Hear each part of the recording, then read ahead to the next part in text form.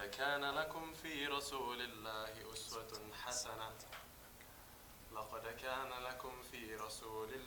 أسوة حسنة لمن كان يرجو الله واليوم الآخر وذكر الله كثيرا ولما رأى المؤمنون الأحزاب قالوا هذا ما وعدنا الله ورسوله وصدق الله ورسوله وما زادهم إلا إيمانا وتسليما من المؤمنين رجال صدقوا ما عاهدوا الله عليه فمنهم من قضى نحبه ومنهم من ينتظر وما بدلوا تبديلا ليجزي الله الصادقين بصدقهم ويعذب المنافقين إن شاء أو يتوب عليهم إن الله كان غفورا رحيما.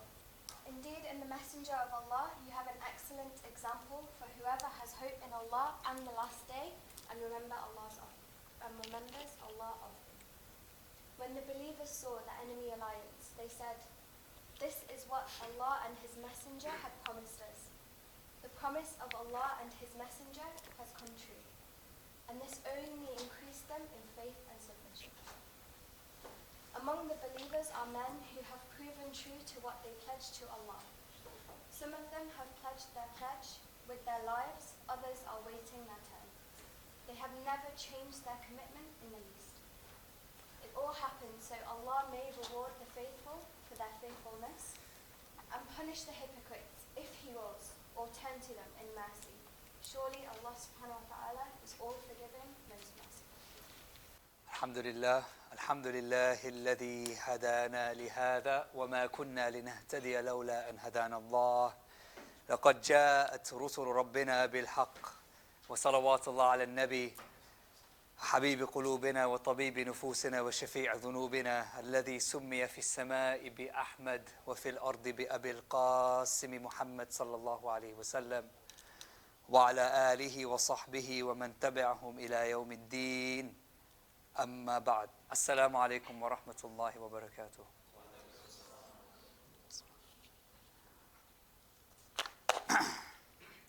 Jazakum Allah khairan for attending again. We're on session number 5 on a very cold day. I'm very cold, although I'm warming up now. I am from the south, so we're not very much built for the cold around here, but alhamdulillah. So Insha'Allah, I hear that it's kind of crunch time when it comes to deadlines, is that right? So I'm especially more thankful that you're here, because I'm sure you could be, focusing and knuckling down on exams and deadlines, etc. Or maybe you just can't be bothered with that stuff, and alhamdulillah, you're here today. Maybe it's the second one, but khair. So today we're going to kind of move on from the discussion that we had 2 weeks ago.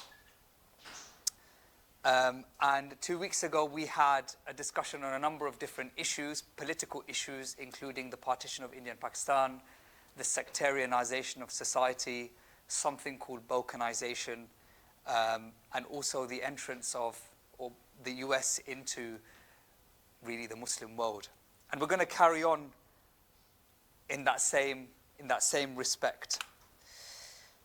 And I'm going to put some pictures up, and feel free to shout out what your thoughts are concerning the pictures, because each picture is an illustration of an event which is going to sit within a period of time that we're going to discuss today, which is round about the 1950s to the 1990s. So we're going to try and cover quite a large period of history today in this session. Does anybody know what this is a picture of?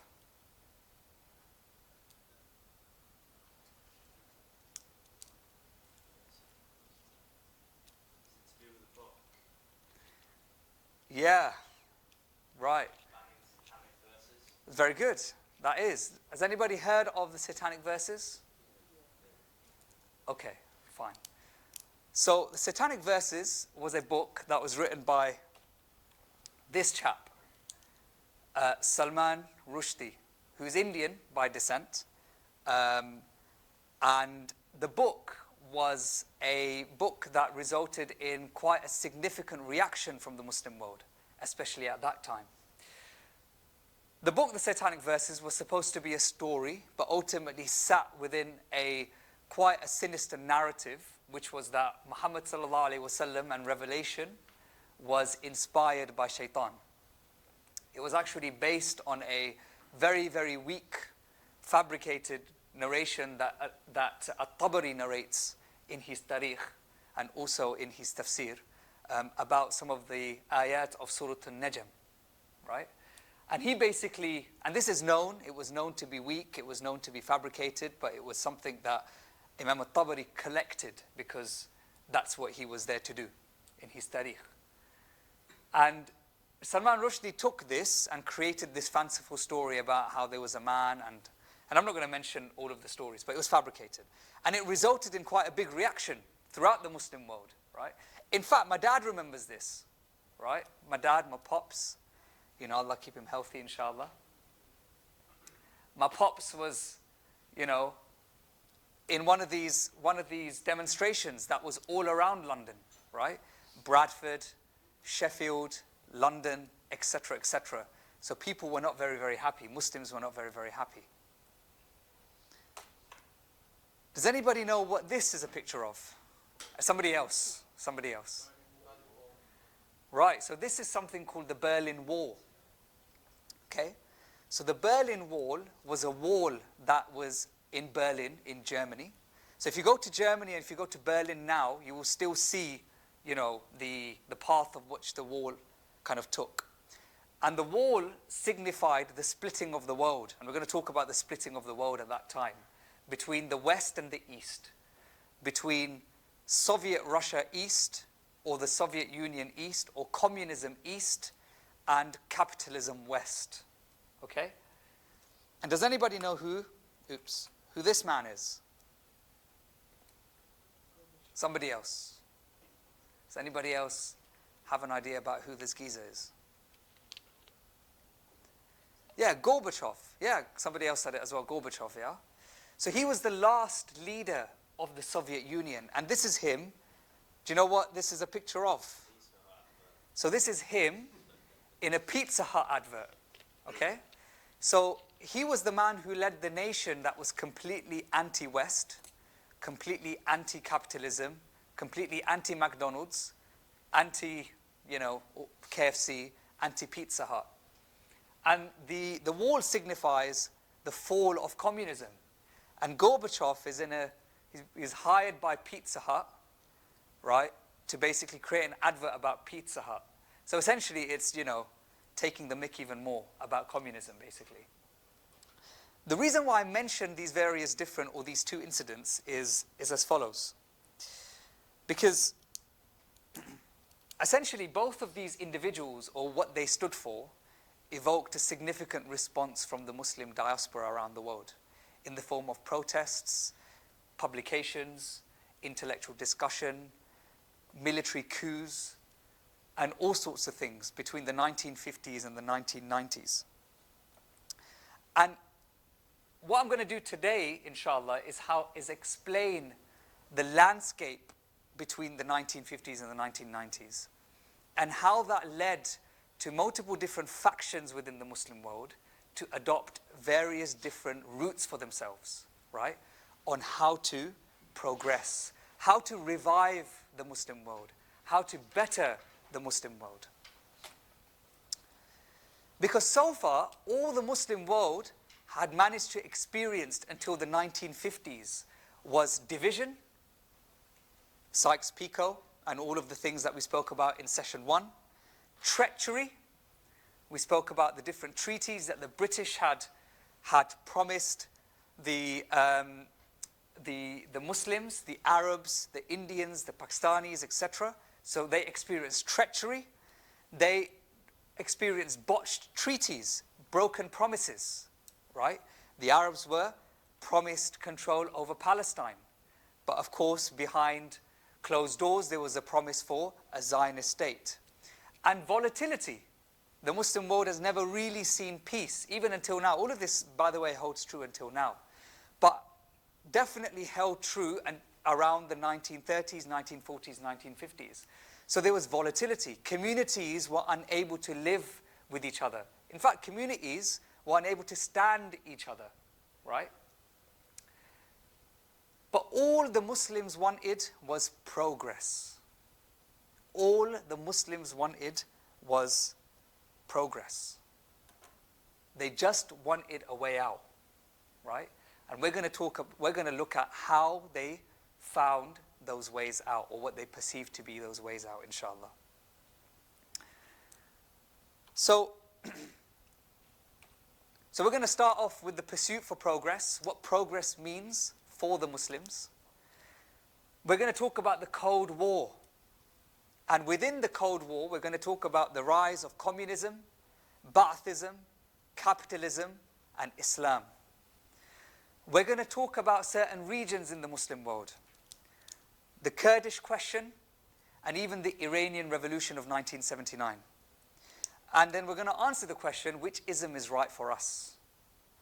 Right? Which of the isms is right for the Muslims to progress and to come out of their destitute situation? Bismillah. Allah subhanahu wa ta'ala says, and I've quoted this ayah before, إِنَّ اللَّهَ لَا يُغَيِّرُ مَا بِقَوْمٍ حَتَّى يُغَيِّرُوا مَا بِأَنفُسِهِمْ.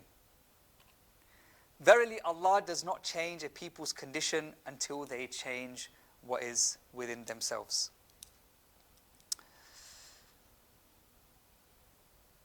The imperative of this ayah is not about me or you changing our condition. It's not about me and you reading more salawat or reading more Quran. The imperative of this ayah is for a nation to change its whole viewpoint on life. A nation to change the basis upon which it sees its progress. Because progress and bettering our situation, whether as individuals or as nations, is inherent to our condition. Right? I'll give you an example. Right? If you're somebody that, for example, comes, for instance, from an area in the world, wherever it may be, Sheffield, Leeds, Bradford, London, etc. Maybe you live in an area, for instance, that is not a very nice place to live in, right? Maybe the housing isn't great. Maybe there's a lot of crime.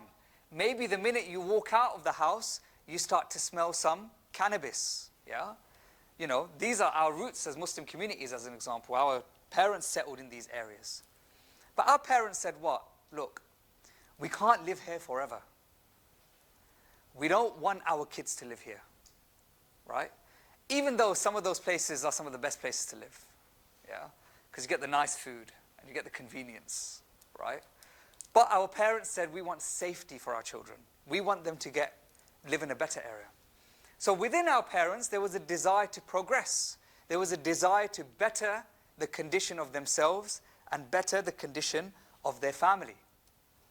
You don't want to just better your condition, by the way. You want to keep bettering your condition. So think about another example. Let's say, for instance, you're a person and you, you produce some bespoke knitted scarves, right? I was going to use a geeky example, but let's mix it up, right?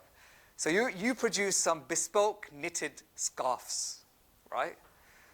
And you're really good at knitting, as an example, and you're knitting, right? And then you're selling them, right? 5 quid, 10 quid, whatever it may be. But you're getting lots of demand, right? You have knittedscarves.com, right? And then people are buying it. And you've got your little Instagram handle and your Snapchat and, et cetera, right? And your TikTok and all of that. But then you realize all the orders are coming in. The orders are coming in really, really fast, but it's only you. It's just you. You've got 2 hands and you've got limited time. You're going to start to think, okay, how do I improve this process? How do I progress? How do I enhance this process? So you might think, you know what? Let me bring somebody in. You might ask your sibling. You might ask somebody else. So you have 2 people knitting scarves. But even then, mashallah, tabarakallah, your business is going crazy. People want all sorts of scarves. Yeah, birthday scarves, marriage scarves, I don't know, like different scarves. Then you're thinking, what do I do? Then, mashallah, you grow. And then you realize, you know what? Let me bring in some machinery that can do the embroidery aspect, because that takes a long time to do. So you bring a machinery, you type like, something in. It's like when you go to like the Muslim world and they write like stuff on your bag for you and you buy it and you think, mashallah, it's like handmade. But no, they just put it in a machine, right? And then that machine lasers your name like Khadija or Muhammad or whatever it may be, right? And you buy that. In other words, you're trying to progress. It's inherent within your condition. The Muslims trying to come out of their situation into a better material situation is natural. Is natural, right? But progress is not big buildings. Progress is not having nice clothes. Progress is not having better gadgets. Because most of the time, when we look at something or somebody else that's progressed, we judge progress based on superficialities. This is a Muslim problem, by the way, right? We judge it based on superficialities. We think that because this nation has big buildings, or it's got the gherkin, yeah? You've seen the gherkin in London, yeah? It looks like a fish, and it is a fish. There's nothing great about this piece of material or this building, but we think, you know what? It's glass and it's beautiful, it's pretty, right? We want a gherkin in Lahore. The best example in Lahore is the Eiffel Tower ripoff, by the way, right? It's like you go to Paris and you're like, this is the Eiffel Tower. And we want the same thing here. And then you build the same thing, but like a quarter of its size, but it looks like the Eiffel Tower. Yeah, you can just type in Lahore Eiffel Tower if you like. There's a name for it, I can't remember the name, right? But that's not a Lahore specific issue. That's throughout the Muslim world, right? So, big buildings and imitation do not bring people progress. It requires thinking. It requires thought. It requires analysis. It requires understanding your situation. It requires knowing your resources. It requires knowing your tradition. It requires knowing your identity. It requires all of these different things. So when Allah subhanahu wa ta'ala says that He will not change the people's condition until they change what is within themselves, He subhanahu wa ta'ala is referring to all of those aforementioned things that I've mentioned. We have to be comprehensive. A really good example is in Egypt. Who's been to Egypt before? Okay, yeah. People have been to Masr, yeah? Is anybody Egyptian here, by the way? No problems.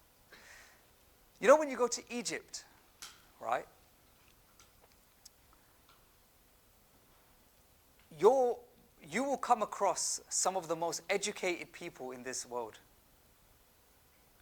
Right? You will be sat in a taxi, and you would be, the driver would be like, Muhammad, Umar, Ahmed, whatever. And you would ask him, what do you do? And he'll be like, oh, I've got a master's in economics.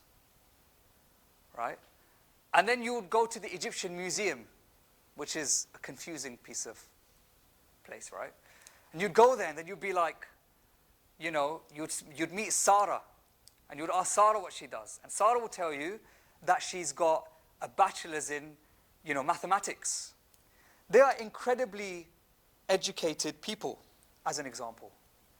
And the Muslim world has loads of educated people, men and women. The Muslim world has loads of universities. The Muslim world has lots of clever people. But the Muslim world is not progressing. The Muslim world is in a decline. It's not progressing. But the pursuit of progress remains. So we're going to look at, how does the Muslim world progress? How does the Muslim world come out of the decadence of the situation that it's in? And how does it carve for itself a future? So this is what the Muslim world does currently. It imitates. It copies and pastes legislation. Right? It copies and pastes legislation. Right? We saw at the end of the Ottoman period, when people started to become very, very upset at the fact that they were not being represented in Ottoman governance. Instead of looking at the situation, the Ottoman sultans and the Ottoman state, they instead took the French penal code and the Swiss taxation law and just copied and pasted it onto the Ottoman Turks. At the moment, we look at big buildings, and we think the more big buildings we have, the greater progress we will get. We look at justice, right? We look at justice. Where we think we see justice, we feel that that same legal punishment system is going to also work for us. And the Muslim world, this is a picture of, does anybody know where this is? Yes, it's Tunisia, right? It's Tunisia, right? Is anybody from Tunis? Zia? You're not from Tunisia. So, mashallah. So, this is Tunisia. This is Tunisia in the 1960s, right? This geezer looks very hip. Yeah, mashallah. Mashallah, tabarakallah. He's got some nice little specs on, some glasses on his motor, mashallah. And you've got tram lines. Legitly, that's better than Leeds. Leeds doesn't even have a tram line, right? But I can't say that's better than Sheffield, right? Because Sheffield has a tram, mashallah. And then, of course, look, you've got a woman here, who's dressed, quote unquote, in a very Western way, right? And pictures like this are often used to explain or to demonstrate that the Arab world in the 50s was a developing world. The Arab world in the 50s was a progressive world. The Arab world in the 50s was the place to live. Beirut was the Paris of the Middle East, right? I'm sure you guys have heard maybe that statement before. But the reality was far from it. The reality was far from it. That is not a suitable example, representation of what the Muslim world at large was experiencing. The world in the 1950s, on a macro level, was split in terms of allegiance to two powers. One of them was the Soviet Union, whose head was in Russia, and the other one was the United States of America. So you had a Western bloc and you had an Eastern bloc. Okay, so the world was split into two blocks. Yeah, you can almost cut a line through Berlin, as I showed you in the wall, and it was east or west. You know when they say clash of civilizations, or when they say this was probably the best example of clash of civilizations. The Western bloc was headed by the USA. And the Western bloc, and it wasn't just political, it was based on ideas. Because ideas are the bedrock of progress. It's not buildings, it's not degrees, it's not how you look. It's not what car you drive, it's the ideas that you hold, right? It's the ideas that you hold. That's why Umar bin Khattab said, we were raised through Islam, right? And then the minute we let Islam go, we will fall. Because it was the ideas that make or break a nation. So the Western bloc had a set of ideas. So this is Britain, France, the USA, all of these countries, right? The Western world had a set of ideas. And their idea was based on freedom. We're going to give the world freedoms. Freedom of speech, freedom of ownership, freedom to do whatever you like. And what it was further based on was the idea of secularism. Secularism, which is that man's purpose of life and the purpose of societies is to pursue its freedom. Life is all about pursuance of freedom. And the state has to protect and facilitate this, right? So the goal of life is your personal freedom, right? That was the Western bloc. The Eastern bloc was different. The Eastern bloc was different, but maybe not different. The Eastern Bloc was headed by Russia, right? Russia. And it was based on the idea of equality. So for the Western Bloc, individual freedom was the goal of every person and for the state and society at large. For the Eastern Bloc, equality was the goal for every individual and the society at large. Equality. They pursued a state which had no class struggle. And they felt that in order to do this, we got to get rid of ownership, right? So I'll give you guys an example. If you guys watch those, like, I don't know, maybe, those old videos of like Russians and Russia and like where they're all like, where it's really cold and they're wearing grey jackets and they're all wearing the hat and, yeah? If you notice, they all dress the same, right? They all dress exactly the same.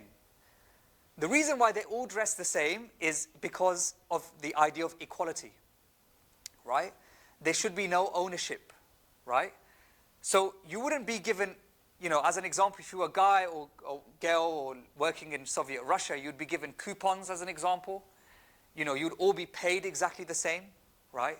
There'd be no difference between your boss and you. You know, equality was the pursuit. And the Eastern Bloc was not established on secularism. It was not established on the separation of religion and life. It was established on something called materialism. So materialism is that we are all matter, right? We're all matter, we're all molecules, and therefore we are all equal, right? I'm made up of the same molecules as my fellow human being. Therefore we're all equal. So the state's purpose is to uphold equality, right? So one side of the world is about freedom, the other side of the world is about equality, right? And the world was split.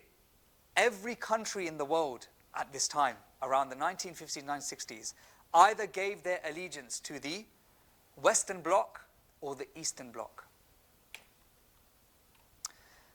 The Muslim world and the countries that made up the Muslim world realized that it was not a third bloc. Where previously it was used to being a bloc, yeah? The Ottomans had their own politics. They were a world superpower for many, many years, as an example. The Islamic world was a global superpower, you know, comparing it to the Romans and, for example, the Persians, and even after that. But the Muslim world was far from that and continues to be far from that. So therefore, the Muslim world started to decide, or the thinkers within the Muslim world, from east to west, from as far west as Morocco to as far east as Jakarta in Indonesia, there was a concerted effort to think about, where does the Muslim fit in? Where do our countries, our nations fit in? Which set of ideas do we follow?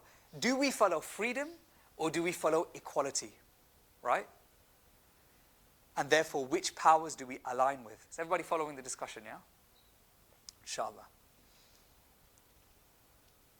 And really, the conversations that the Muslims had during this particular period, intellectuals, politicians, etc., the paths that they carved form the basis of a lot of the paths that our politicians and our individuals throughout the Muslim world follow today.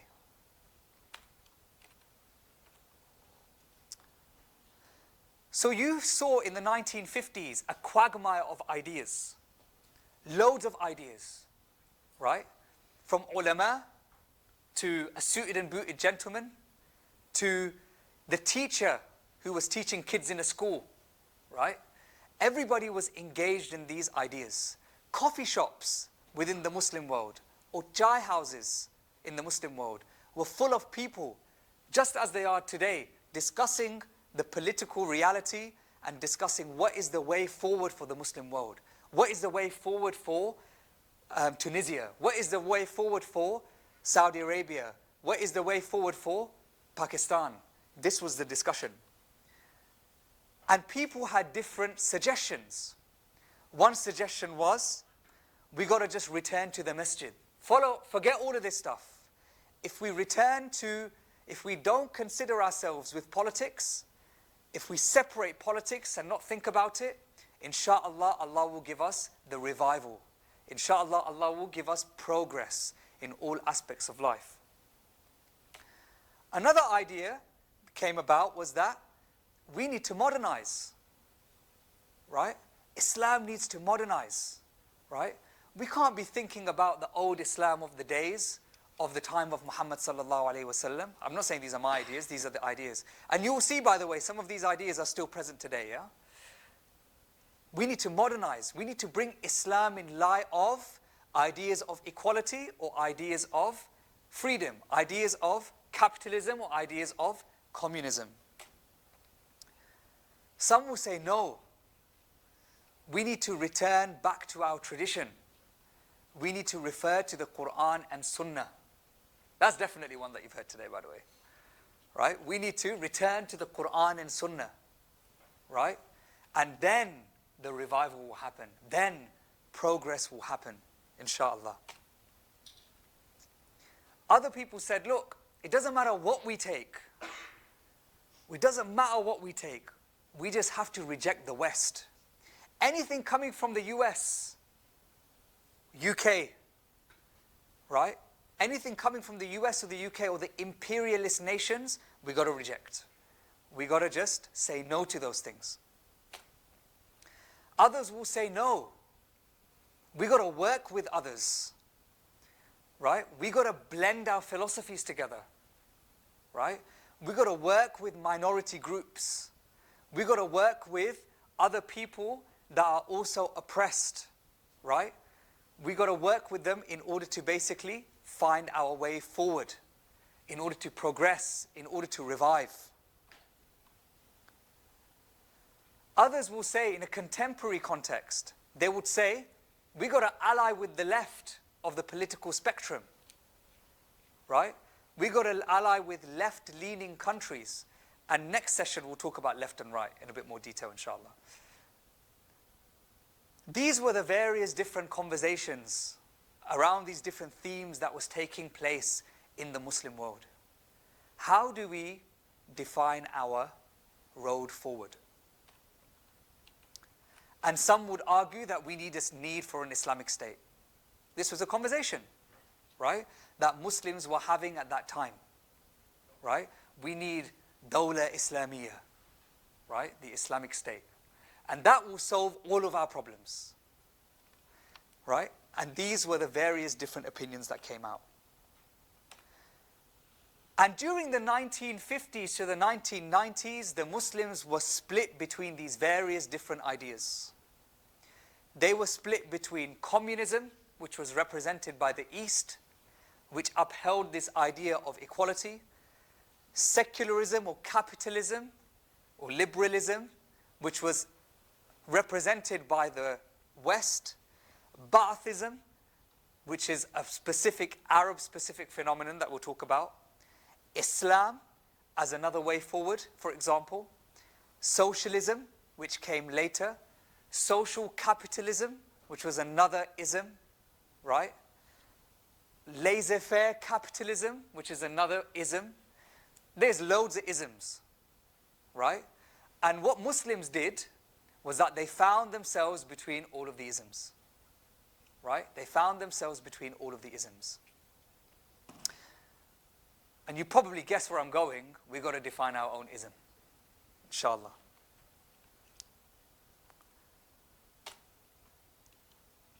The Muslim world at that time had four options. It could either adopt hardcore nationalism, because whether we like it or not, there was a state that was also there, that was present during the 40s, 50s, that was hardcore nationalist, and that was Nazi Germany, right? That was Nazi Germany. And you'd be surprised if you read the readings of many Muslims, or not many, a few Muslim thinkers at that time.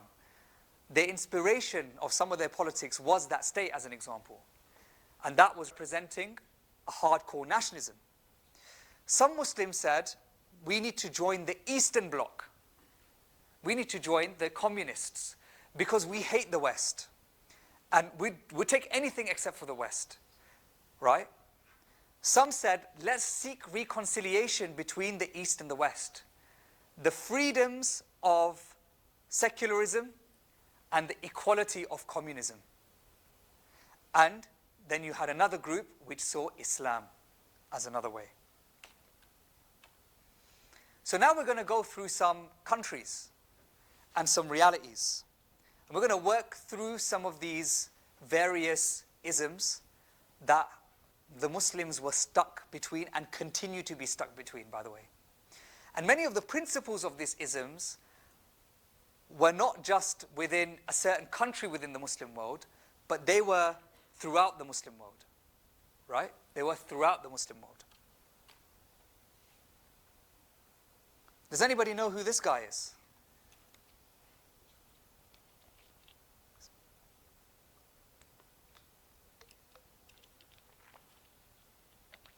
Anybody got an idea? Is it South Yemen? Nah.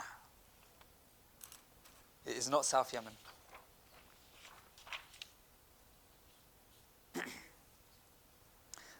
This guy is Abdul Karim Qasim. Abdul Karim Qasim. And I'm going to talk about him. So he was the premier or the leader of Iraq for a number of years. But the communist influence within the Muslim world was huge, right? The communist influence within the Muslim world was huge. It was specifically dubbed, it's called Ishtirakiyya in Islam. Oh no, in Arabic, right? Ishtirak is like shirka, it's like sharing, equality, right? So it's like the loosely defined kind of translation, yeah, of communism. But essentially, you had a number of thinkers within the Muslim world at that time that were in between these ideas, living in quite difficult circumstances, and that saw communism as a particular way out.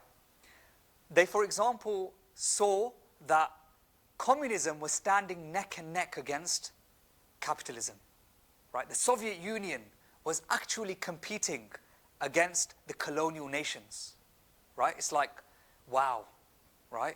They're actually going at it. And to be honest, they did, right? So as an example, the space race, right? Do you know who got to space first? Russia, Soviet Union. It wasn't America, right? Soviet Union got to space first. So they're thinking, you know what? Technologically advanced, right? And you know, they are getting there, right? They are getting there. The other thing is that many of the ideas, superficially, of communism really held true with some Muslims. So communism talks about equality, as I said, communal solidarity, you know, power to the oppressed, because the whole idea was, you know, the workers are being oppressed by the landowners. You know, these started to really hold true with the Muslims. They thought, you know what, we can really connect with these ideas. Because the Muslim world, like in Egypt, for example, saw a number of Western multinational companies come into their lands. And, you know, just like, for example, all of the clothes that we're wearing today is not made here, right? It's probably made in places like Myanmar, Bangladesh, you know, India, etc., right? It was the same thing then. And obviously they felt, we're getting pennies here, right? We need something, we need equality, right? We need equality. So they saw that the Western multinationals were dominating all of these industries. So the Muslims started to see, you know what, our struggle is the same as the Russians. The Russian workers, they started to go against the, you know, the capitalist class, the bourgeoisie, the owners of the machinery. We need to do exactly the same. And they even reinterpreted the seerah of Muhammad sallallahu alaihi wasallam, right, as being a seerah of class struggles, right? So the Quraysh were the capitalists, right? Wallahi, like I learned Arabic, yeah? So when I was learning Lugha Arabiya, I actually went through a number of seerah books, right? And one of them was written by a mu'allif, a writer that had written in like 1946 or something, right? The reason why we used the book was that his use of language was very good. And he wasn't presenting seerah as class struggle. He was actually refuting the idea in his presentation of seerah of some writers who were explaining the life of Muhammad ﷺ as a communist struggle, right? As a communist struggle. So they would say Quraysh were like, these capitalists, and, they were there, they were owning like all of the machinery, the donkeys and, etc. And the Sahaba were like the workers, and they were going against, and it's ridiculous. But that's how it was, right? And Medina, when Muhammad ﷺ entered Medina, it was like the Soviet Union, right? It was like the communist utopia, right? So communism was big time within the Muslim world. And Abdul Karim Qasim, who took over Iraq after a military coup where he removed the king at the time and also his premier, Nouri Said, right? And he became the leader of Iraq at the time. And he was all about allying with the communists. Does anybody know who this guy is? Abdel Nasser, right? Gamal Abdel Nasser, right? Or Jamal, depending on your Nasser. So, Gamal Abdel Nasser.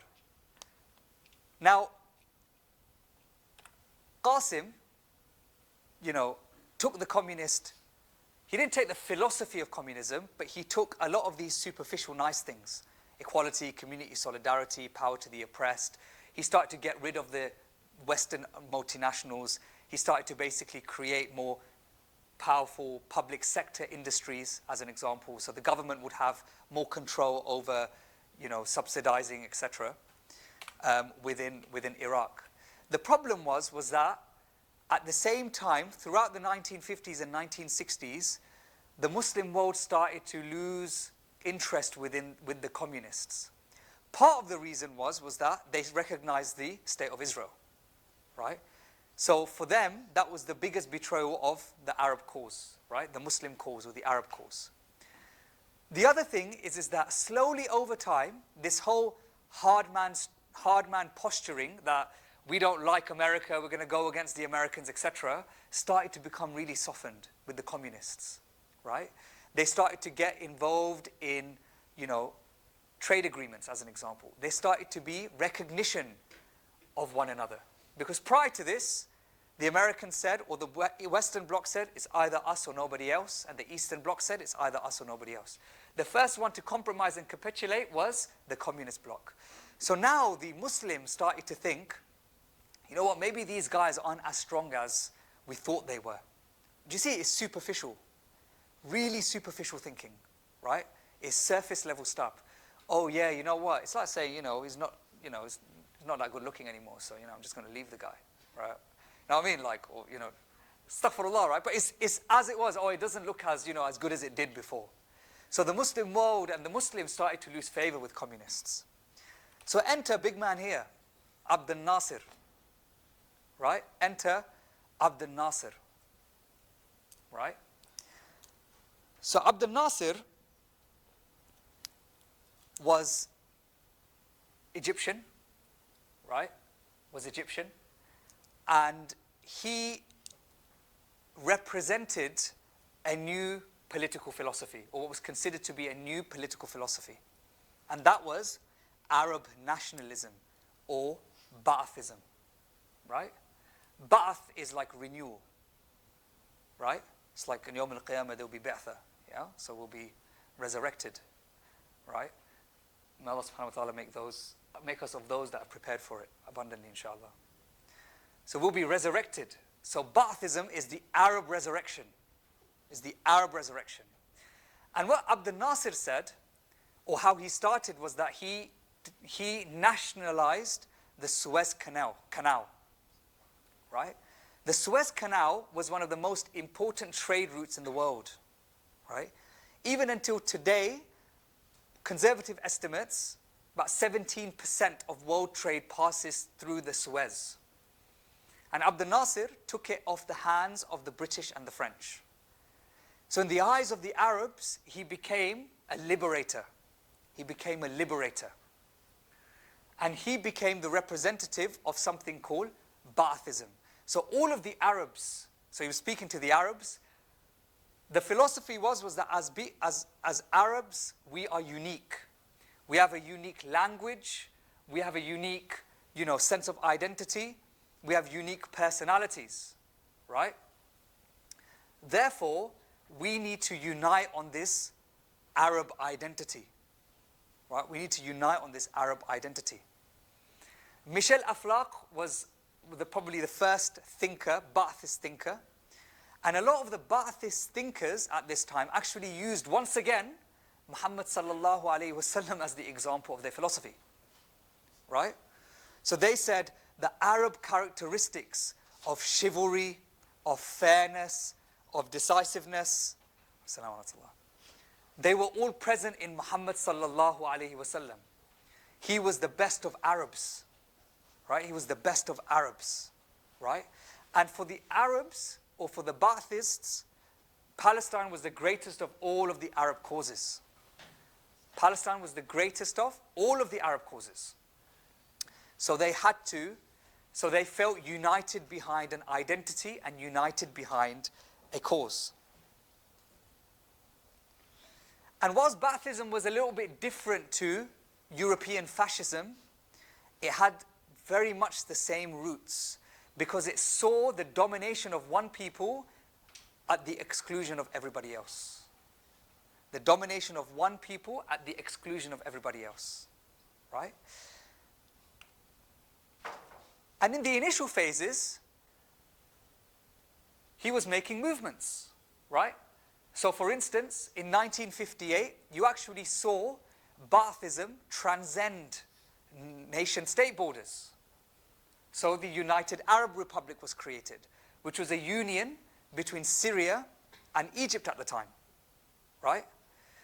He created strong public sector industry, right? Although that was all run on unsustainable subsidies, which unfortunately people are paying for now. But, there was a lot of construction, there was a lot of development, new buildings, etc., etc. So people were like, wow, things are changing, man. Things are really changing. We're getting new buildings. We're getting new homes. We're getting new things. We've now got a union. We're now bigger than Egypt. We're now Egypt and Syria combined. And such was his influence in the Arab world.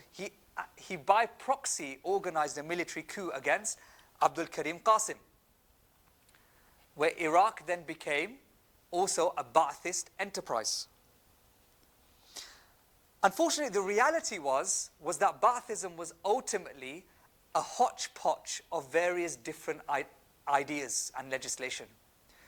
It was nationalist, it had a bit of equality, it also had a bit of, capitalism, opening your borders to other nations as an example.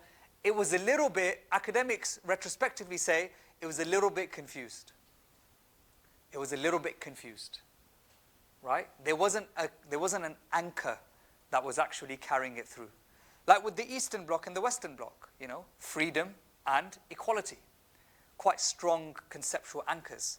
With Ba'athism, it was, we're Arab. That's about it, to be honest.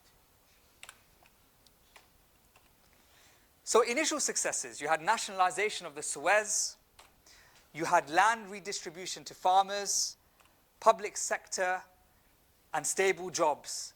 Some more accessible education at the time. However, the occupation of Palestine continued. The 6-day war happened, which we spoke about 4 weeks ago, where the Sinai Peninsula and the Golan Heights was completely taken from the Arabs. Right? So this was a military loss of the highest order. Islamic ideas, such as the hijab, were ridiculed by Abdel Nasser. So if you go on YouTube and you watch some, speeches of Abdel Nasser at the time, I think in Egyptian dialect you call it tarha, which is the scarf. I don't know, I'm not Masri, but anyway, he openly mocks certain Islamic ideas, Islamic groups as an example, which we'll talk about later.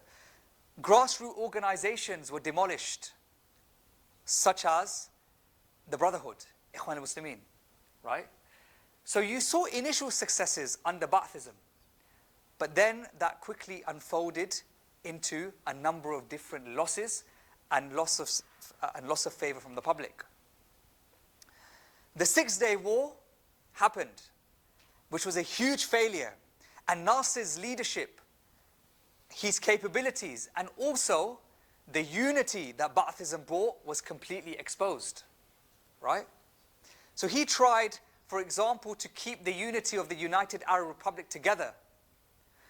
But he tried to make a highly educated population in Syria into laborers, right? That was the issue, right?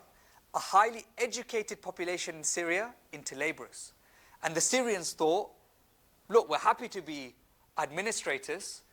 You know, this is what we're known to do, right, at this time, right? But our skill set is not labor, right? But Abdel Nasser tried to impose this on this. So the UAR was officially disbanded in 1971. So it didn't last very long. So the Arab world didn't take to communism. It didn't take to Ba'athism.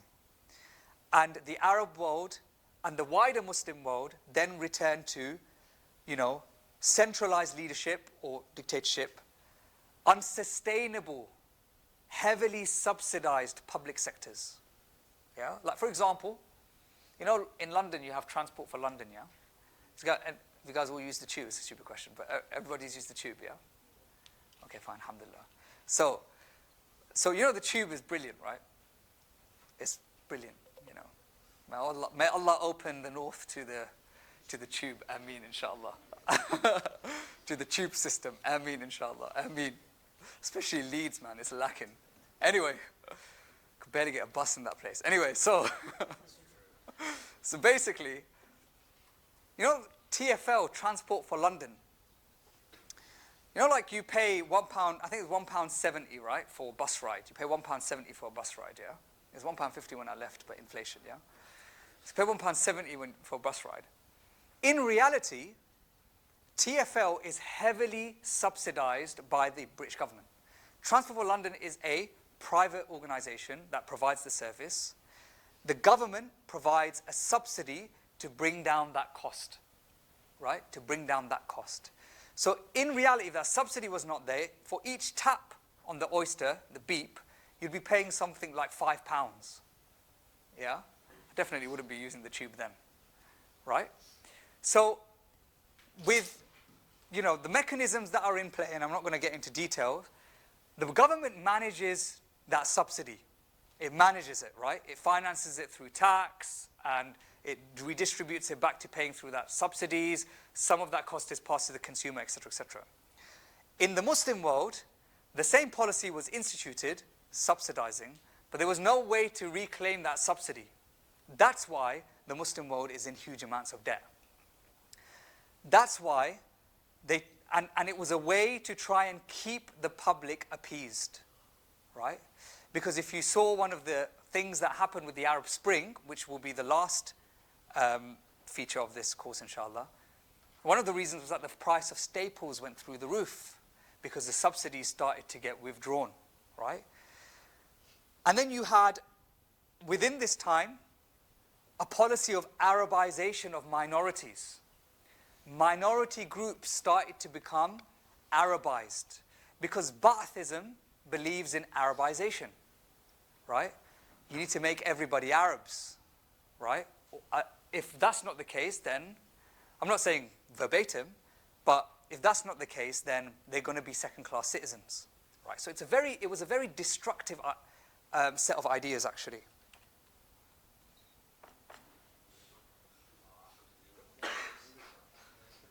If you know, you know. Does anybody know? MashaAllah, tabarakallah. MashaAllah, tabarakallah. You know, in this dunya, there are some things of beauty. And, you know, when you read the ayat of Quran about you can ask for anything, and Allah subhanahu wa ta'ala, Insha'Allah, in Jannah will give you it. You know, maybe this is one of those things. Right? So that is, you know, a pixelated shot of, you know, Miami Crispy in Manchester. It's a double chicken burger. I wouldn't recommend it. It's a bit too much to handle. And then this is another shot, but from a different angle, because you've got to show things in different angles. Everybody has a good side and a bad side, right? So, and this is another one, spicy dipped, right? And then you've got Philadelphia fried chicken, which is an incredible competitor to Miami's. Slightly crispier, different batter. I can go on and on. Why do I put these pictures up? Not because I'm hungry, but because there is something in this sauce that they use. And this recipe is kept by one community and one community only in this world. It is the Kurds. So now we're going to talk about the Kurdish question. Insha'Allah. Bismillah. I planned this one for a little while. So this is the Kurdish question. My experience of Kurds in the south was very different to my experience of Kurds in the north, actually. The south has a lot of Kurds, by the way. It has a big Turkish population and has massive Kurdish population, all centered around North London. But about 90% of the Turks and the Kurds that you come across in the south, in London, they have absolutely no interest in Islam. Absolutely no sign of Islam. No interest at all, right? Nothing at all, right? Many of them, for example, you ask them who they are Alawi, as an example, right? So they are particular, I'm not really going to call them a denomination even, to be honest, of Islam. Yeah, they're just completely different. But they would say that they're Muslims. There's no halal, there's no concept of halal, khamar was normal, etc., etc. And then I came to the north, and then I experienced a very different community, right? Many of the local masajid, I'm not sure how it is in Sheffield, but in Leeds, are actually run by Kurds, right? Many of them are in Manchester too, big, mashallah, community of Leeds, of Kurds within Leeds, as an example. Within Manchester, so let's talk about them, because actually, the question is worth addressing. The Kurds are culturally different from Turks. They occupy and have historically occupied a mountainous region, right? A mountainous region, right? And the mountainous region actually covers 4 countries, right? 4 countries. Now there's a running theme here, by the way, yeah? Turkey, Syria, Iraq, and Iran. So you've got a culturally homogeneous people over 4 countries. None of them are there anymore, yeah. That's correct.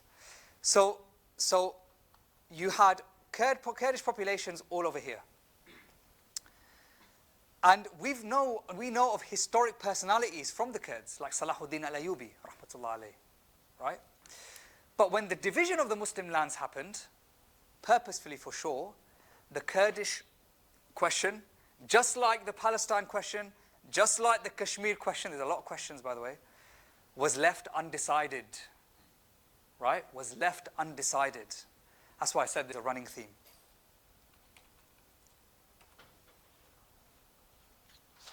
The Kurds, for a long time, have wanted a piece of land.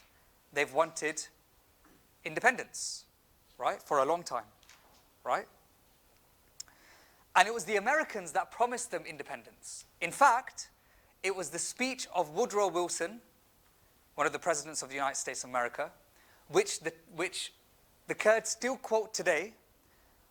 So he mentioned 14 points, and one of them was about self-determination. And the Kurds and the leaders of the Kurds still quote that same speech today, that this is a promise from the United States of America.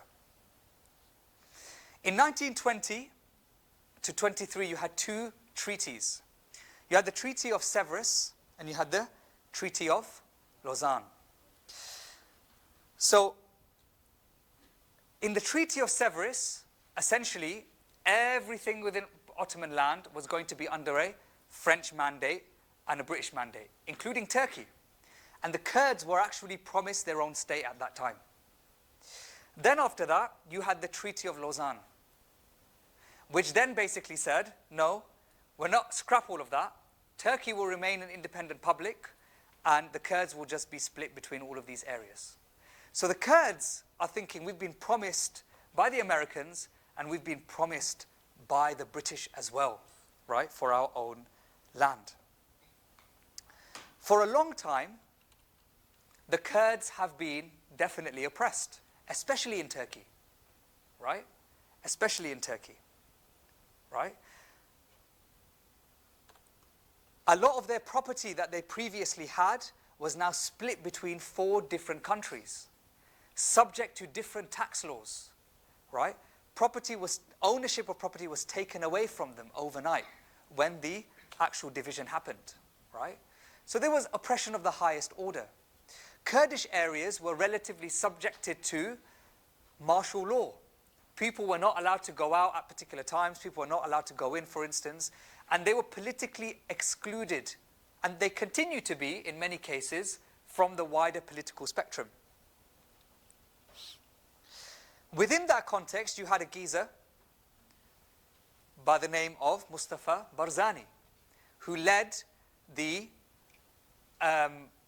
resistance movement against the Turks and against the Arabs. So the Turks in Turkey and the Arabs of Iraq and also Syria. So rent was sky high. There was no hospitals in Kurdish areas. There was no infrastructural development. It was pretty difficult. And ultimately, his insurgency then led to the establishment of the Kurdish Democratic Party in 1946, right? With the view to having a Kurdish state. Iraq at the time was headed by King Faisal. Does anybody know who this guy is? All right, Nouria Said, right? So, who was essentially his second in charge. So, at the time, Iraq was being administratively split into different regions, into different regions for administrative control. The Kurds went to the British and the US to say, look, you promised us a state, where's our state? The British said, look, don't worry, we're going to give you a state on the north of Iraq that's going to also include Mosul, right? Mosul, which is one of the northern cities of Iraq, yeah? However, the British, in their typical fashion, then turned around and said, no, we're going to give Mosul to the Arabs, right? The Iraqis continued to label the Kurds as British agents, right? Denying them from any form of participation within the Iraqi political system. In the same way, the Turks did the same with the Kurds, right?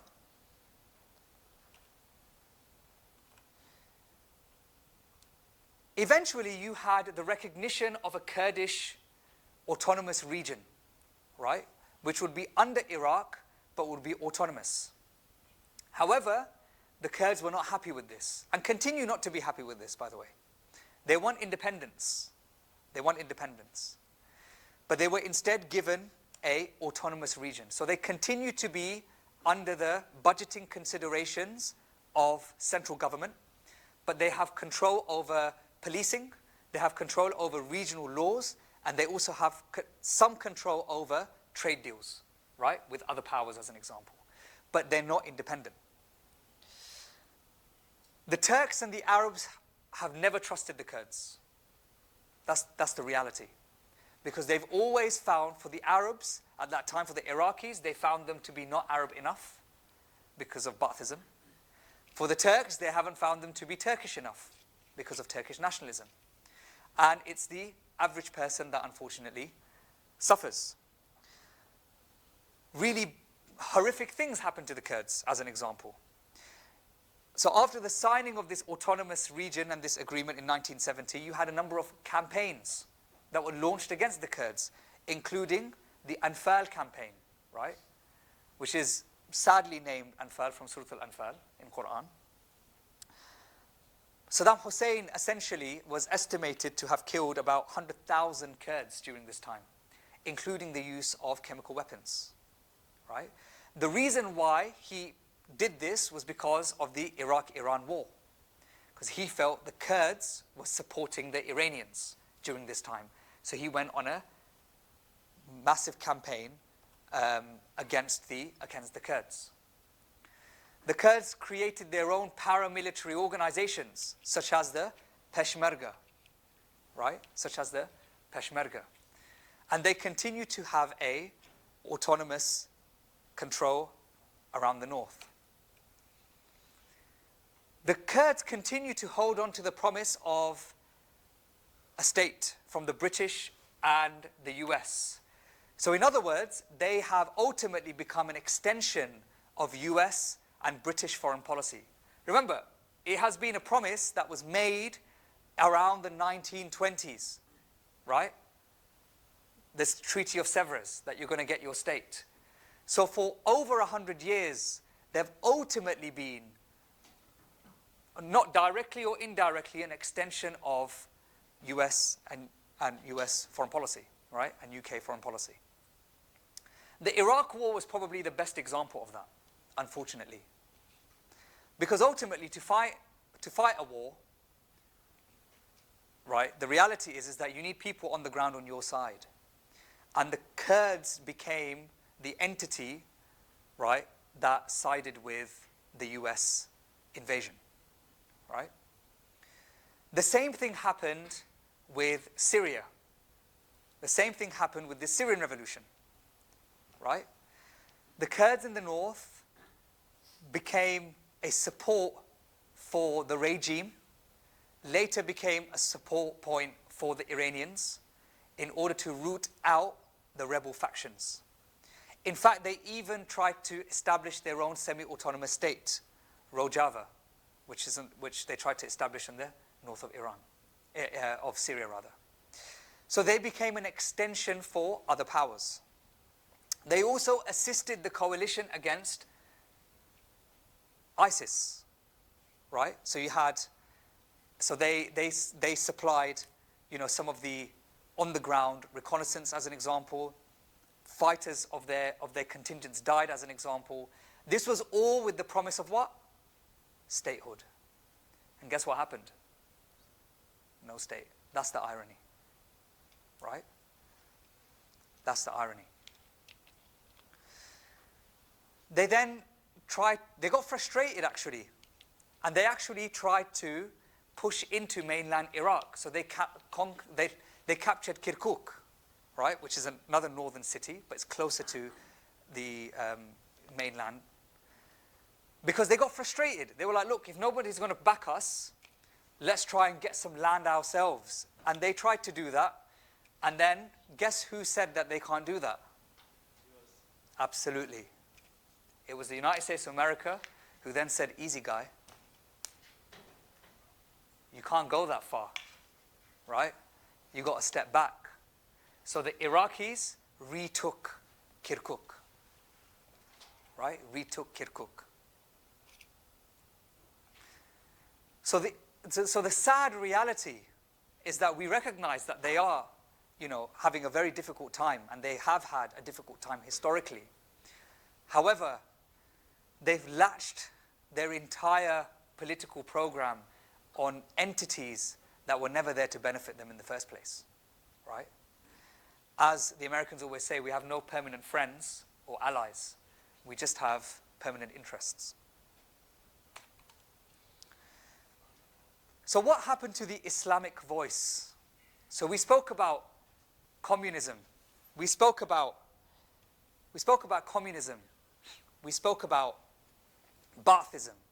We spoke about the Kurds and their quest to get independence, which hasn't materialized. So what happened with the Islamic voice? So during the 1950s to the 1990s, in this quagmire of various different ideas, you had a number of Islamic thinkers, ulama, you know, journalists, that knew that the people were Muslim. You know, the people of the Muslim world in their aqidah are Muslim, in their belief are Muslim. And they felt that surely Islam must have a voice when it comes to these political matters. So they started to do some soul searching. So within the Eastern Bloc and the Western Bloc, you also had some voices coming out from the Muslims. And I want to actually take some time to discuss some of these voices and some of these personalities and look at the ideas that they came out with.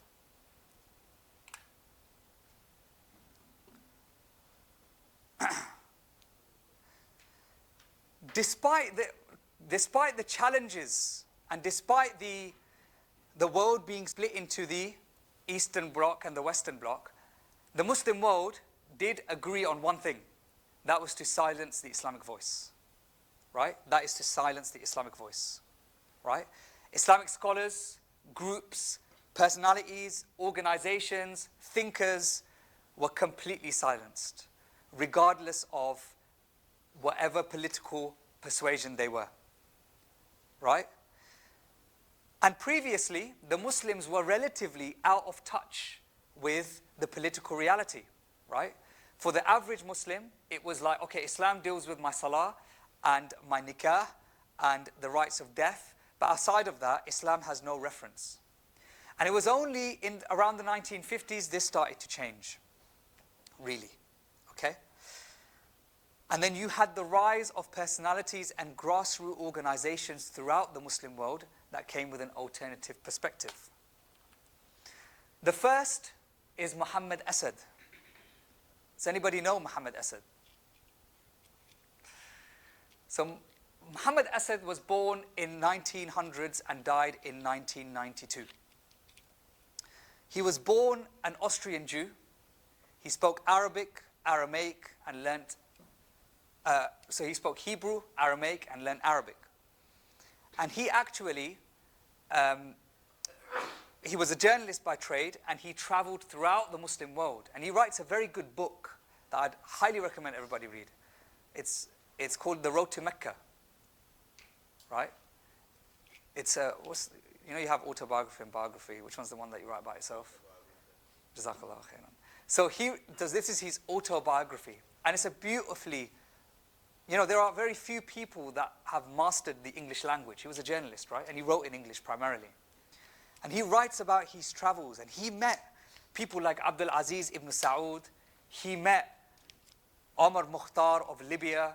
He met the early Ikhwan, not Ikhwan al-Muslimin, the early Ikhwan of the Saudi state. He met the first king of Afghanistan. He met all of these various personalities.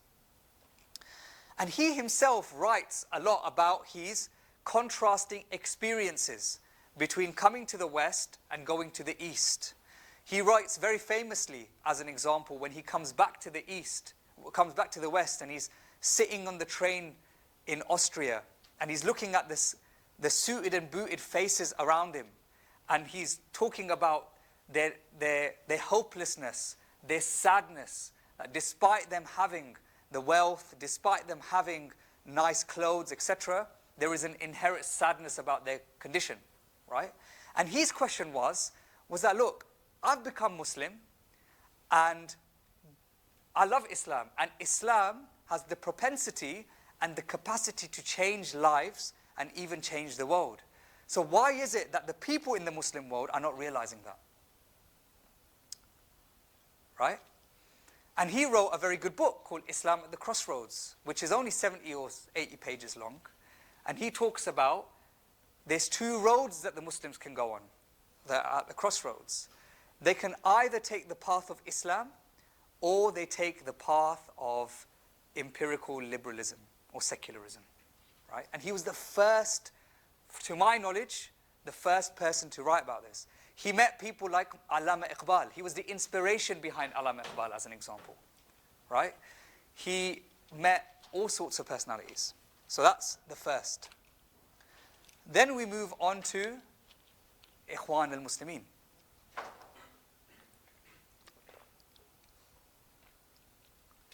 So for those of you who are from the Arab world, I'm sure you will know Ikhwan very well. So Ikhwan was founded in 1928 by Hassan al-Banna, rahmatullah alayh. And originally started off and continued to be, for most of its existence, a grassroots organization. So it basically held the idea that Islam should be the basis of progress, right? So there'll be a recurring theme here. So Islam should be the basis of progress. And he stipulated that Islamic education is the way to do this. Islamic education is the way to, make Islam the basis of civilizational progress. So he writes, for example, be soldiers in the call of Islam, and in that is the life of the country and the honor for the ummah. We are brothers in the service of Islam, hence we are the Muslim brothers, Ikhwan al-Muslimin.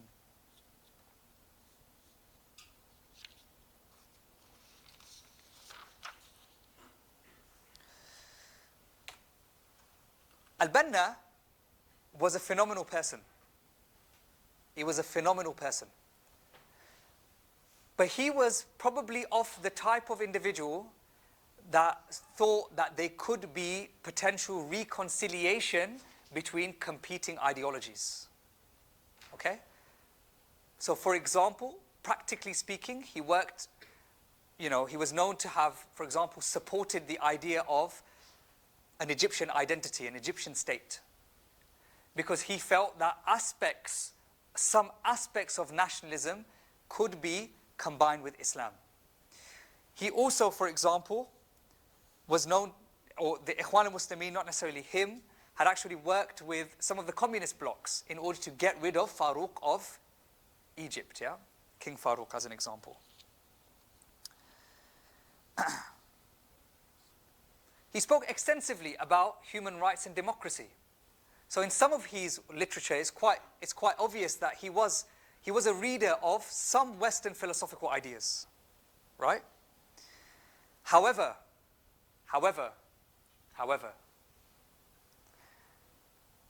that doesn't take away from the fact that he did some great things.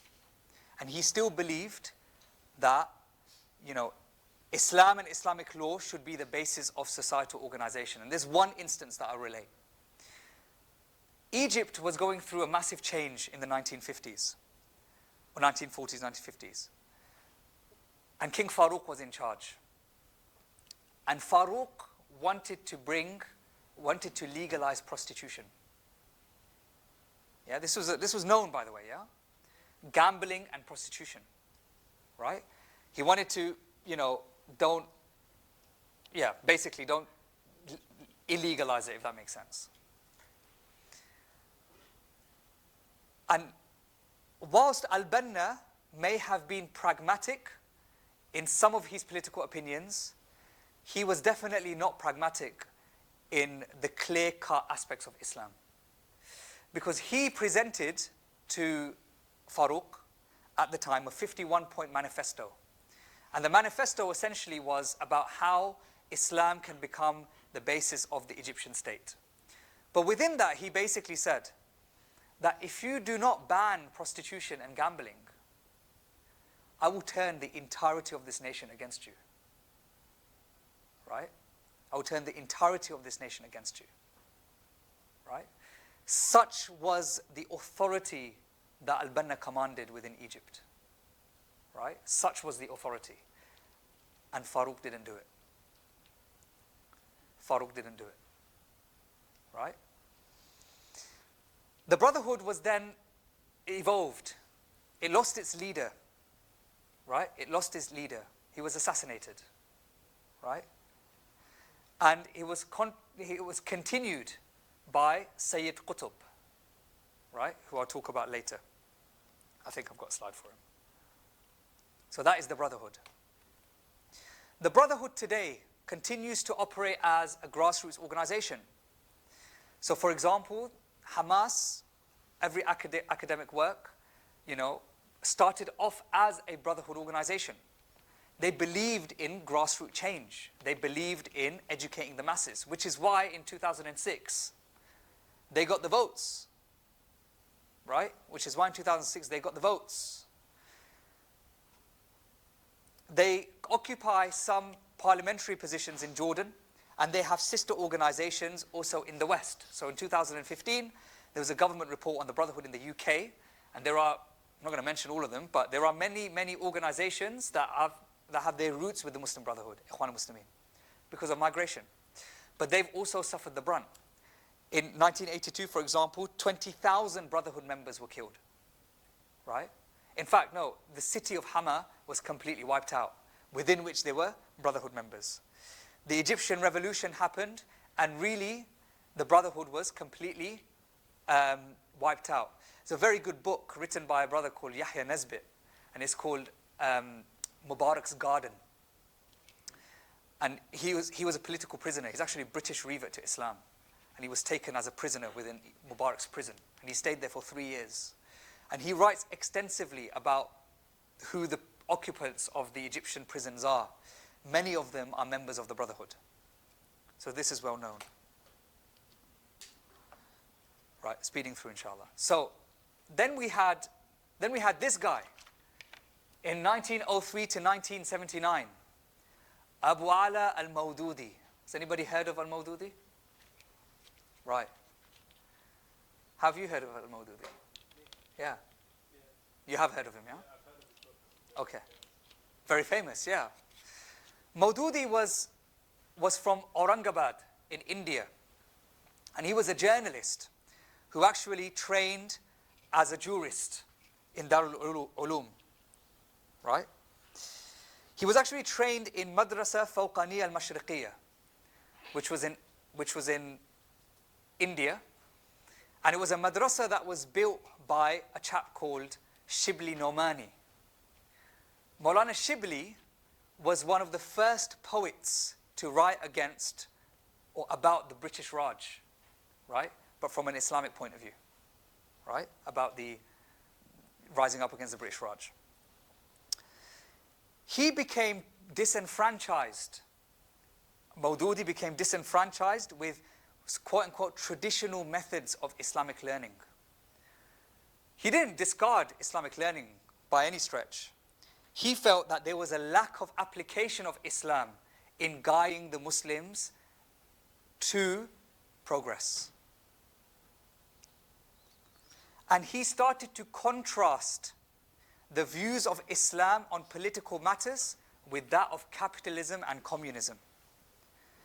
And he believed in a united India at the time. So he wrote one of the first books I've read, which is Towards Understanding Islam, which I hold to be one of the best books that you can give any revert, by the way. Right? It's a brilliant book, Towards Understanding Islam, where he contrasts the worldviews of Muslims, of people who are secular, and people who are materialists, atheists as an example. And he wrote this as early as the 1930s, right? He wrote a brilliant tafsir, which is called Tafhim al-Quran, where the introduction of the tafsir demonstrates a context behind each and every verse, each and every surah. You don't need to read the tafsir, just read the introduction to each surah as an example. He gives a very, very good and vivid description. He wrote about the economic system of Islam, where he contrasts the economic system of capitalism, free market economics, with that of Islam. He wrote about women. He wrote about the social system of Islam. He wrote about the hijab. Right? The parda is like the covering, right, in Urdu. And the status of women in Islam, right? Because that was against Orientalist attacks on Islam at the time that said that we mistreat our women. So in the subcontinent, he was a phenomenal personality. And eventually later supported the creation of Pakistan, but not on secular terms at the time. He writes, an Islamic state is a Muslim state, but a Muslim state may not be an Islamic state unless and until the constitution of the state is based on the Quran and Sunnah. So he rejected Pakistan initially. But then that changed, and then he became, he supported Zia al-Haq, who had a policy of what we call Islamization, which I won't talk about now, but it was a botched policy. And then he passed away. But his students, one of them is this man. Does anybody know who this is? Yeah, Israr Ahmed, right? Who was a medical doctor, and he was an incredible jurist, right? But anyway, I carry on. The revival and the thinking and the route to progress didn't just come from the Sunni Muslim world, because the decadence, the problem, is not a Sunni Shia thing. It's throughout the Muslim world. So in the Shi'i world, you had the emergence of another thinker,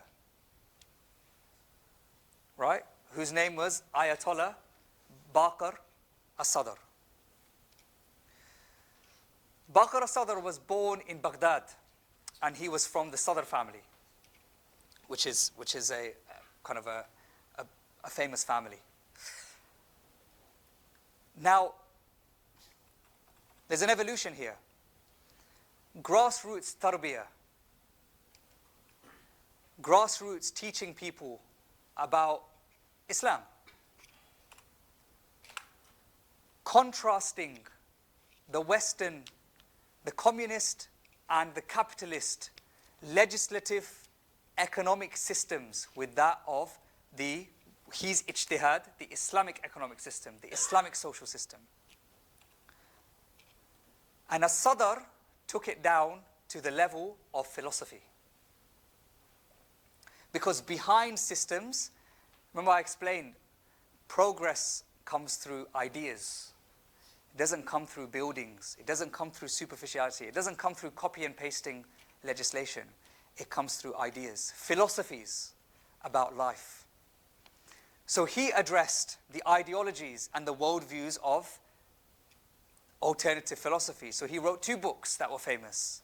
Iqtisaduna, which is our philosophy, which is our economics, and Falsafatina, which is our philosophy. Really dense reads, but some of the most comprehensive works on contemporary atheism. Right? A lot of the contemporary works that you see in Speaker's Corner, that you see, for example, that people use as an example, they actually come from his writings. That's why I say the contribution to the story of Islam comes from whoever. The reason why he took it down to that level was because Iraq, if you remember, Iraq took on communism. And when you take on communism, you don't just take on, equality and those ideas. You start to take on the philosophy. And the philosophy of communism is atheism, is materialism. So many, many people in Iraq became murtaddeen. They apostated. So he had to take the discussion down to philosophy, because he had to revert them into Islam. He had to make them Muslim again. Right? And that's what he did. And he created the idea which basically became the inspiration behind Iran, where he actually went away from traditional Shi'i scholarship. And he basically said that in the absence, because in Shi'i philosophy, there is a wait for the Mahdi as an example. They believe that so his opinion was, in the absence of the Mahdi, there is still a need for an Islamic authority. And the people choose who that Islamic authority is. Another one is Taqiyuddin al-Nabhani. Nabhani was born in Palestine, and he was naturally affected by what was going on in Palestine. He studied in Jami' al-Azhar, and he studied in Darul Uloom in Egypt. And he had a number of phases in his activism. Charity, even, defensive jihad, and eventually established the political party Hizb ut-Tahrir, right?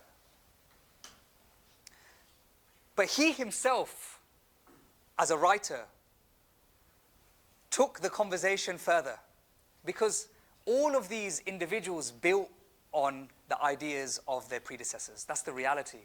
That's how any form of resurgence or revival or progress from Islam is going to come.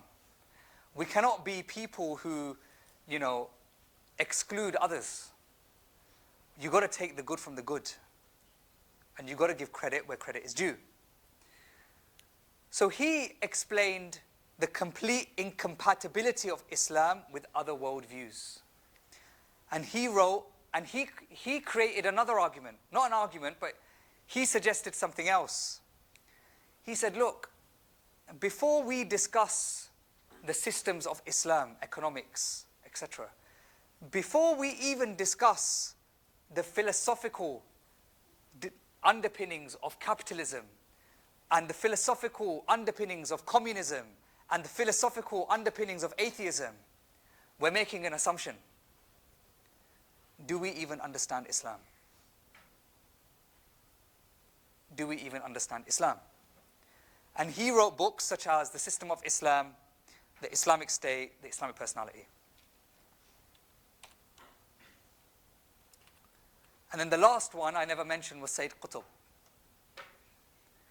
Al-Qutb was a member of Ikhwan al-Muslimin, and he wrote a book called Milestones.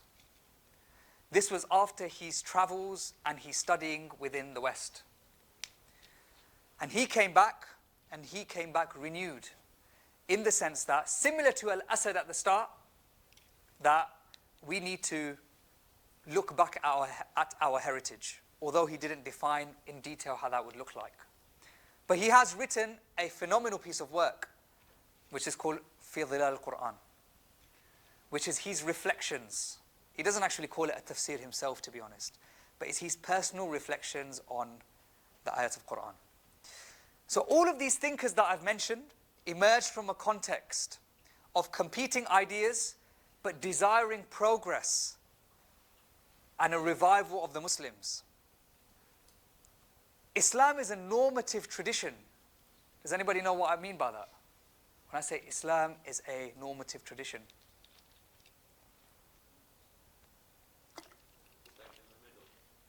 Nah, it's one of those fancy academic words, yeah.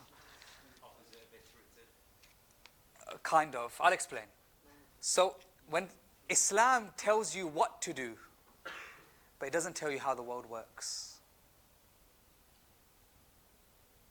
Islam tells you what to do, but it doesn't tell you how the world works. You're not going to work out the politics of the world in detail through reading Quran. You're going to be given constructs. You're going to be given kufr, tughyan, fisq. You're going to be given ideas. You need to work out, in light of the world and how it works, where these ideas fit in, how these ideas operate. What is transgression today? Right? What is shirk today? Right? What is following your desires today? How does that look like? That can only come through understanding the world and marrying it with the constructs given by Allah subhanahu wa ta'ala in Quran and Hadith.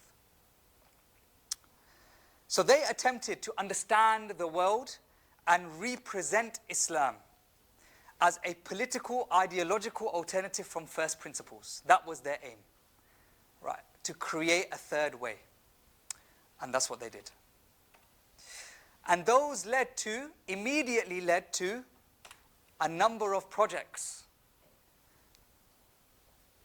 And these are the last 2-3 slides, inshallah. The first is the Iranian Revolution in 1979.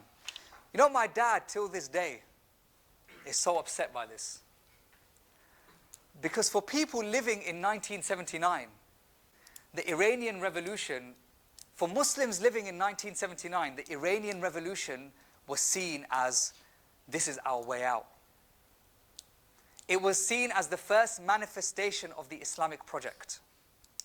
Because Iran prior to this was a battleground of what we call the Anglo-American struggle, right? And it was around Iranian oil. So you had this guy here. Does anybody know who that is? Mossadegh. Sorry? Oh yeah, it does, yeah. So Mossadegh was the prime minister. Well, yeah, he was the head of state, right? Of Iran. But he was overthrown, essentially, by the British and the US. He was actually seen as somebody that was a sympathizer with communism, because he believed in nationalization, he believed in strong subsidized economies and equalities. So instead, they brought back the Shah. This is Shah Pahlavi, right? He was the last Shah of Iran, right? He was incredibly extravagant. He would flaunt his wealth, fly in private jets. all sorts of stuff, right? And, he was not necessarily liked by the people. Whether you were Muslim, Zoroastrian, Kurdish, Kurdish Muslim or not, whether you were, for example, secular, communist, Muslim, everybody hated the Shah. But the incorruptible institution that Iranian society held was the Ayatollahs, was the clergy. And the people could see that the Shah was ruling on behalf of the British and the US, because that oil revenue and those taxes were not getting back to them. So you had a popular revolt which was led by Ayatollah Ruhollah Khomeini, and this was a revolt that was made up of socialists, Islamic thinkers, communists. And the only thing that was joining them together really was, we're going to get rid of the West. Good film to watch is Argo. If anybody's seen Argo. It's about the Iranian hostage crisis, right? It's got, I can't remember that guy.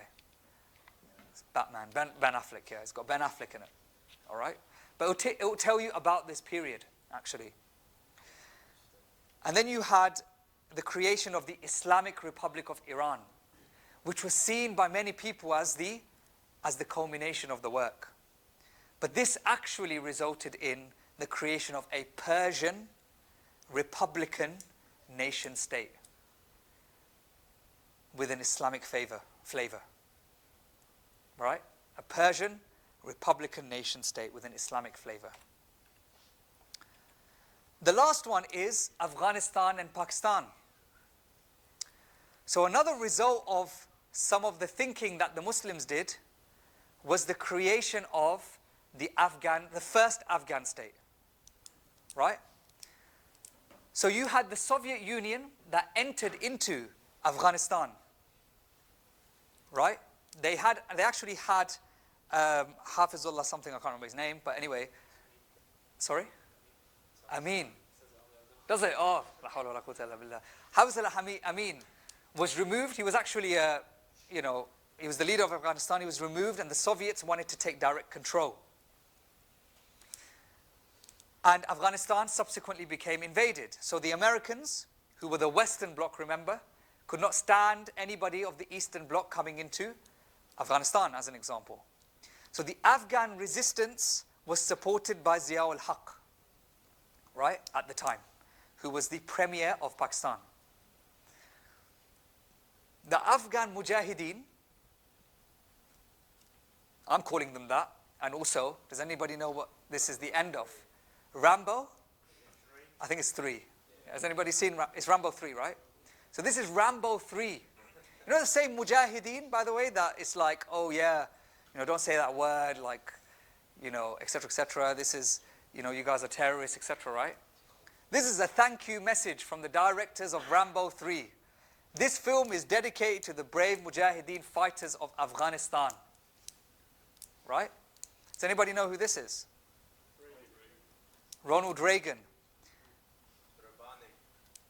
Yeah. No, I don't think it is actually. No. It might be Rabbani, yeah. But this was a meeting between Ronald Reagan, the President of the United States, and the first delegation of the Taliban. You know what he said about the Taliban? He said, these people are like the founding fathers of the United States of America. They weren't then, yeah. But that's what but everybody knew they were going to be the Taliban. Because for the Taliban, or for the Mujahideen of Afghanistan, they felt that if they were to support the Americans, right, then they will be granted a state, right, an Islamic state, right, an Islamic state. And they were granted a state, right, but they weren't going to be left on a loose end, and we saw what happened after 9/11, right?